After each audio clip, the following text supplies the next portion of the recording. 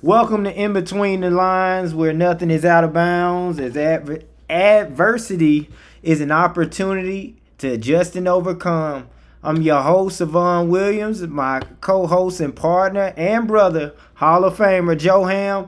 Joe, quick recap for what we got to look forward to in the NFL this week. It's the battle of the rookies. They weren't 1 and 2 quarterbacks. For most, they thought that this should be the number 1 versus number 2 quarterback drafted. But as we know, Shedeur was drafted in the 5th round. However, we find ourselves here later on in the season. It's time for Shedeur versus Cam Ward. Who you got? What you think? And what's the game plan for both of these coaches going into this battle between the two? Well, I would say starting off, Vaughn, that I was wrong. I was wrong. 32 other GMs, they are much better than me. That's why they're on jobs in the NFL, and I'm here just relaxing, being a father, being a husband, being a brother. Because I thought Shedeur Sanders was one of the top 2 quarterbacks in the draft coming out. I thought it was him and Cam Ward, and according to the way the wind blows, I would put Shedeur ahead of Cam, then Cam ahead of Shedeur every now and then as far as my pre-draft projections. When you look at it, I'm expecting those guys to compete very, very hard at a high level. We do know that they're not playing against each other; they're playing against the opposing team's defense. With that being said, though, Vaughn, I mean, they worked out together the whole entire offseason. They have a really good relationship, friendship, competitiveness. So they're going to be trying to beat one up, because although a lot of people are not going to remember that, when you're 40 years removed, when you're down there, when you're retired, and when you're on vacation, and the bragging rights to each other, they're going to say, I'm one up. That's going to be big. So I think it's very, very, very important, especially as far as individuals. Cam Ward, shout out to him and what he's been doing this year. Statistics doesn't show that he's meant a lot to that organization. That organization can say, the Tennessee Titans, they can't say we have our franchise guy.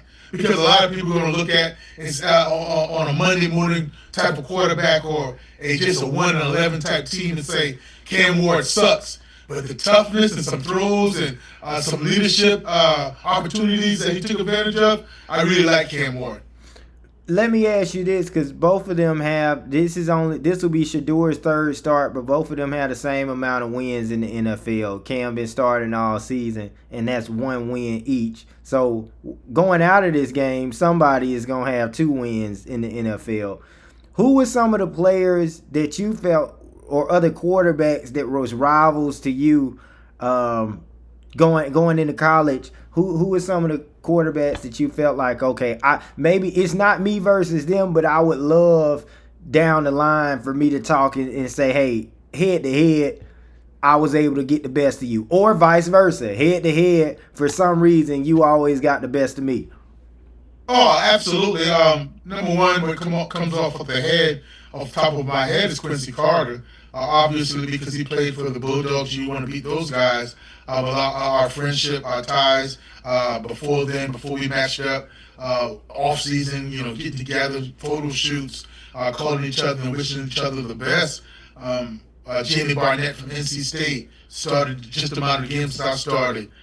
Any quarterback that played for the Clemson Tigers, I wanted to have a rival with. I wanted to try to beat. I wanted to try to outshine, because I held a grudge against the Tigers for a long, long, long time. And I'm telling you, just to be able to talk, you give a lot of respect, but you can have your chest out a little bit more if you're talking around a card table, barbershop, barbecue, or awards or reunion, what have you. You can talk a little bit more, with a little bit more bass in your chest when you've got a victory of that opponent you're talking to, or when that opponent or that competitor is in the building with you or in the same circle. Well, we gonna rewind a bit, and I know we was talking about college, but before college is signing day, and we know as of this week, shout out to all of the young high schoolers that sign early signing right now. But there was certainly an article, not even an article, it was something that transpired between a family member Let's go back and even talk about your signing day. Do you remember exactly where it took place, who all was there, and how nervous was you leading up to signing day and the day of? Well, back then, 1995, it wasn't that big of a deal as far as exchanging hats and, you have a ceremony, meet at the gym at 10 o'clock or a meet at the, auditorium at 2:30. We just went to Coach Morgan's office and we signed the paperwork that was faxed in by Georgia Tech. But I just remember the commitment leading up to it and knowing in the morning, as soon as my paper gets faxed over, I'm going to be signing my national letter of intent to go to a college, that being Georgia Tech at the time. And overwhelmed, ecstatic.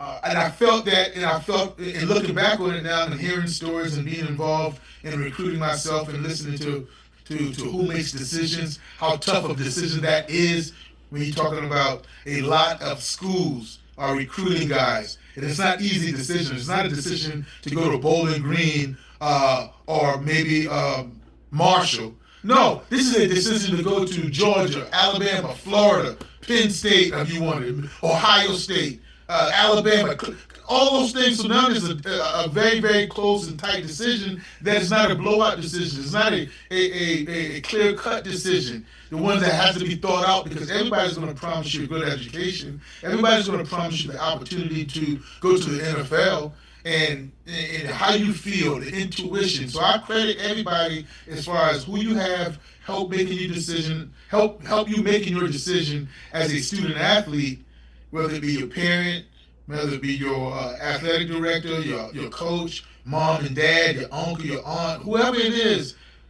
they're going to have to know their role. They're going to have to know their role. Although they have an intuition, although they have a gut feeling about what may happen, Vaughn, or I didn't like this person, or I don't get a feel about this community, whatever, the graduation rate, whatever it may be, that's a role they play, but it's not their final decision.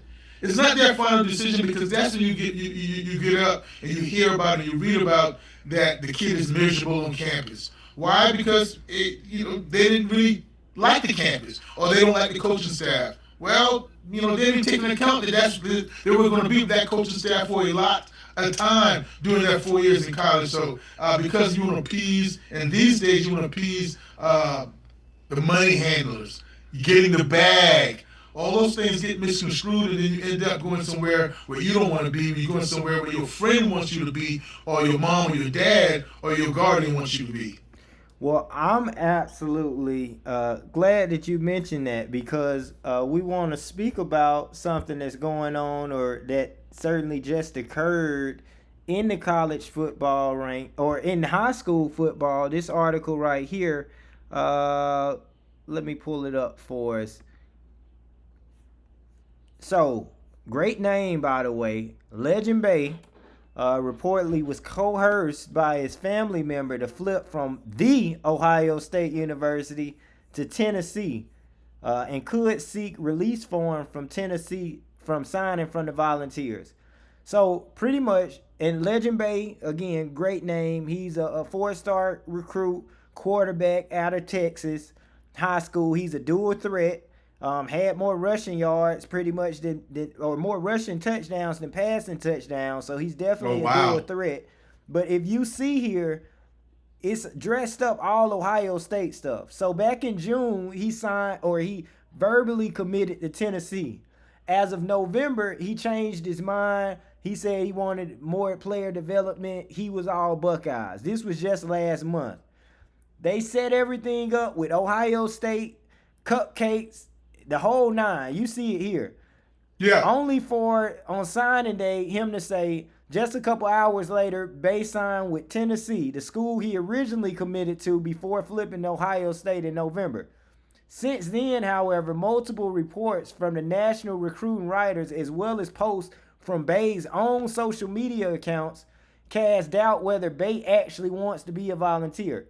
So his since deleted tweet Thursday afternoon tweeted, "Good afternoon. I was just logged out of my Instagram and probably will be logged out of this account as well by my older brother, who has access to my account because I won't sign to the school him and my mother wants." And then he put Legend Bay.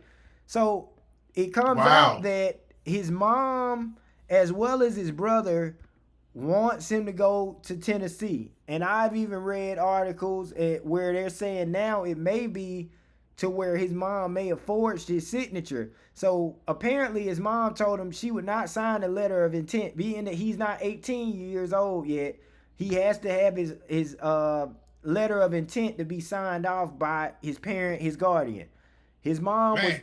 unhappy. Now he turns 18 December 24th. So being that he's 17, he still needed a parent or guardian signature in order for the financial aid agreement. So he's seeking release from his agreement with the Tennessee Volunteers at a time, a day after actually signing. And Bay has the option of entering the transfer portal when it opens in January. Now, I'm not sure how true that is, but Bay was unhappy with the decision to sign with Tennessee, and he would seek a path to be released from Tennessee and end up at Ohio State. According to Roach, Tennessee would not be opposed to releasing Bay from his signing agreement due to the way his recruitment played out.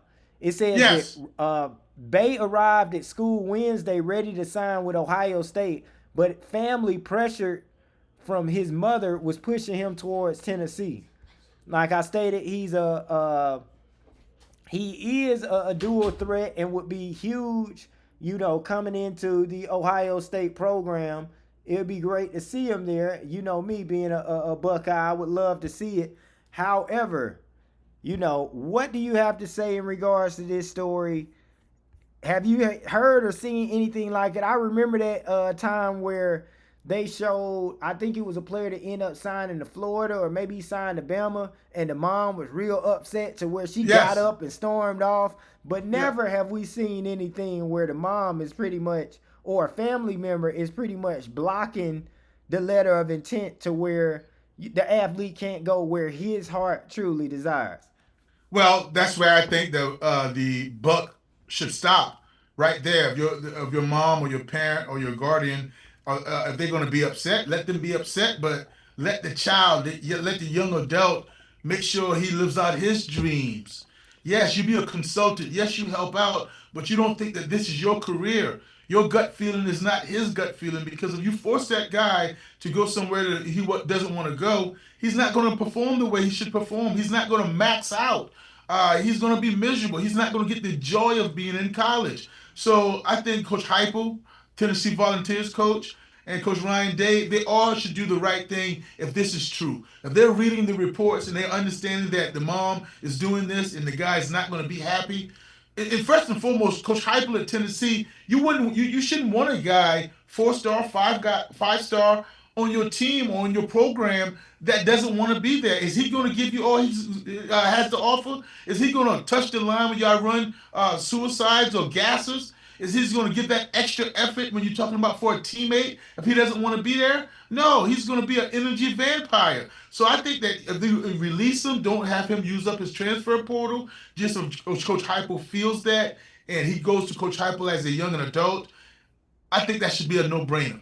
I think that should be a no-brainer, and the mom's going to have to understand that you're upset, but it works out for me. This is what I want to do. This is where I feel best, because I've always said to a lot of people, Vaughn, when you're in that campus by yourself, mom is not waking up when the alarm clock hits at 5:30 and 4:30 in the morning, or on Sunday when you have all days, or on Wednesday when you get up at 6 o'clock and you don't get back to your room till 8:30. If you don't like something about that campus or something about that program outside of football, that could be miserable. And let's not gloss over that, because money is a huge factor why parents and other people know much better than the athlete where they should go to college.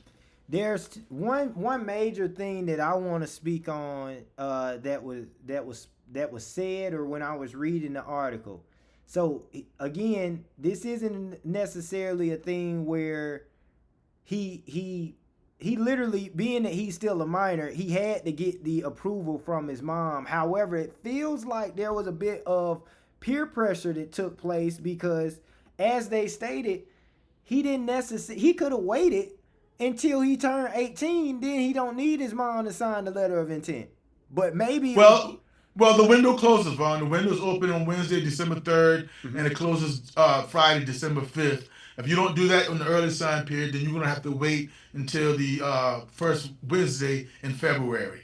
So, and we don't Oh, know, yeah, so we don't know if he wanted to be an early rollee or not. So, so all those absolutely. takes a lot into account whether he wanted to make sure he signed somewhere No, or he see, might couldn't wait. see, that's why we need. That's why I love having you to check me when I'm wrong or when I'm unaware, because that makes more sense. Because I know a lot of people were saying like, "Hey, why didn't you just wait until you turn 18?" But being that he might be trying to enroll in January, get to the Yes, school early, but he wanted to go ahead and be in Ohio State. But mom say, "Hey, absolutely. I'm not signing off. I'm only letting you go to Tennessee."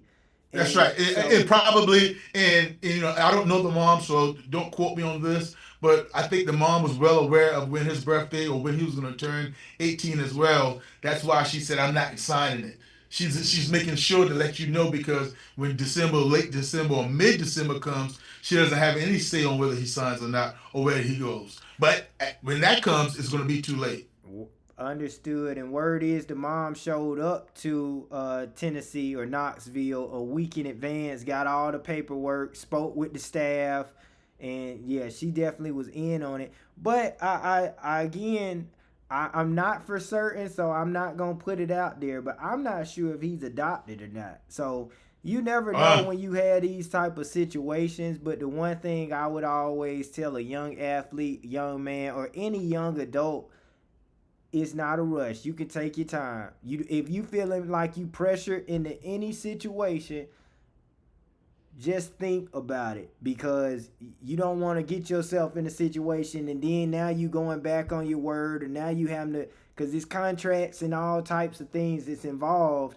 So when you rushing to make others happy, or maybe you unsure, you always want to be 100% confident, as well as it's good to go to the Lord first, seek him yeah. first, and then that decision you should be confident in making the best decision. And don't lose sight of your support group. It takes a big time support group to make these type of decisions, and that support group knowing their role, that support group knowing what they're there for, and that support group genuinely having your best interests involved or at heart. And you might think that's a no-brainer. You're my brother, Vaughn. My wife is my wife. My kids are my kids. My mother, my father, my mother-in-law, father-in-law, sisters, you might think that's automatic that I would have or they would have the best interests involved or in mind, but this clearly shows that it's not necessarily the truth. When you have somebody that's going to say, "Nah, I don't think that's a good decision because of my gut feeling," but I have you sleep on it, I have you think about it, I have you pray about it, and then give you some information and let you make what you do. Let you take that information and decide what to do with it. Not get the information, bring it to you, and make the decision as well. I don't think it goes like that. And you have to have a little bit of leeway, Vaughn. And I do understand that he's a young adult that needs guidance and needs, uh, you know, his steps to be kind of, manufactured by an adult that's been there or have some experience or wisdom. But golly, you're gonna have the guy, have the final say after he gathers all the information. Well, I've heard stories of coaches that wouldn't tell other players in regards to other coaches that called due to the fact that it might be in the coach's best interest. So, Right. you know, I believe it certainly can reign true for family members as well. You would think that the family members would be the best interest of, whoever that student athlete is. But you have a lot of people that's just thinking about what's in their best interest and what That's how right. they can benefit from it, or what, you had this sense of entitlement when the money get thrown around is what you owe and what they deserve because they That's right. did this and did that. And it's certainly not true, and that's not where I stand with it. But I thought it was just an interesting topic to discuss. We want our mom listeners, all our parents to comment below what you may feel if your child or your niece or nephew was in the same situation. Is it wrong or right? Do you feel like the student athlete should just listen to their parent or guardian wherever they want them to go because they raised them? Or should the student athlete have the final say so, like Joe says? This is in between the lines. Feel free. Comment below what your thoughts are. And let's get ready for some more football.